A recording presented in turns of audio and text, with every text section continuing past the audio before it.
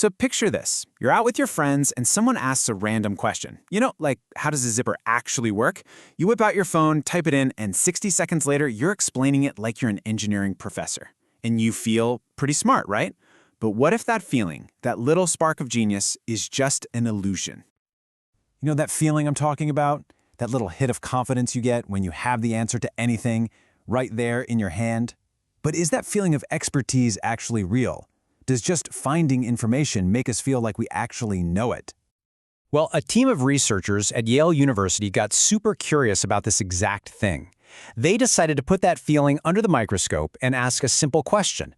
Does searching the internet create what they call an illusion of knowledge? To find out, they didn't just, ask people. They designed this whole series of really clever experiments to see if this effect was even a real thing. And what they found gave them their first big clue. Okay, so here was the first setup. Super simple. They split people into two groups. The internet group got a bunch of questions and were told, hey, use Google, find the answers. The no internet group got the same questions but were told, nope, no outside help, just use what's already in your brain. Now here comes the twist. And this is the absolutely brilliant part. After that was done, the researchers asked both groups to rate how well they could explain completely new topics. Totally unrelated stuff they had not just looked up. And, wow, just look at this. The people who had just used the internet rated themselves as way more knowledgeable about the new topics. So the act of Googling how a zipper works literally made them feel more confident that they could, say, explain how a tornado forms. Wild, right? Now, you might be thinking, well, hold on. Maybe the internet group just spent more time on the task or learned more stuff. The researchers were way ahead of you.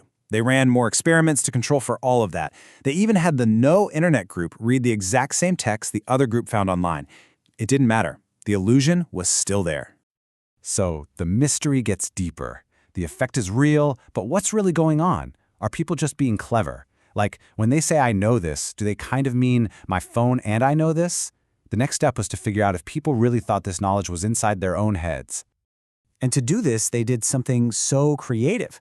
They got rid of the boring 1 to 7 rating scale. Instead, they showed people a bunch of fMRI images of brain scans with different amounts of brain activity lit up. They basically said, pick the brain that would look like your brain if we scanned it right now. So let's just walk through it.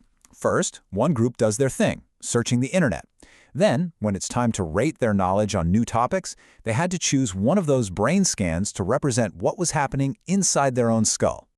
And the result was just stunning. The people who had used the internet consistently picked the brain scans that showed more activity.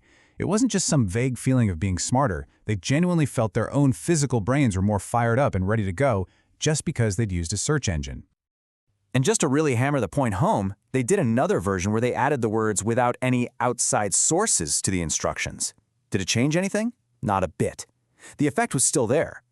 People were truly, completely mistaking the internet's knowledge for their own. Okay, this is where things start to get really interesting.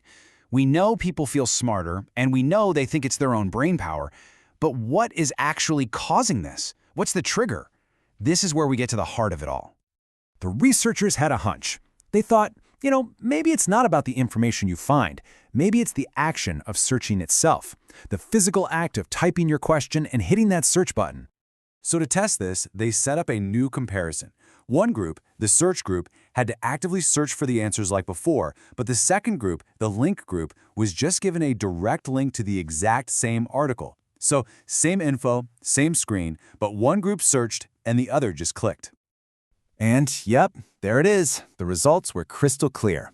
The group that actively searched for the info had that big, inflated sense of knowledge.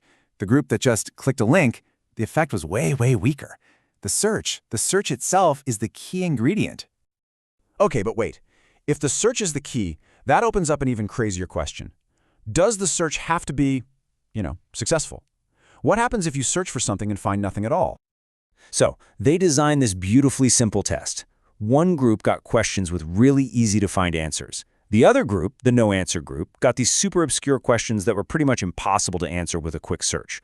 Both groups searched, but only one of them actually found anything. Now, get ready for this, because this is probably the most mind-bending result of the entire study.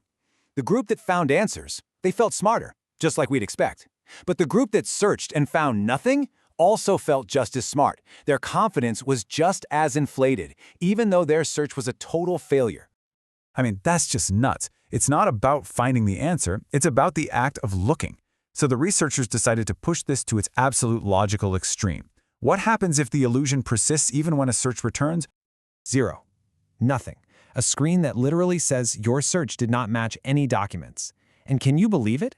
Even when people searched for something and were explicitly told there was nothing to find, they still rated their own personal knowledge on other topics as being higher than the people who never searched at all. Just the act of trying was enough. So, what on earth is going on here? Why does just typing into a search bar make us feel like we're geniuses? Well, the researchers think the explanation is tied to this really cool psychological idea about how we share information in groups.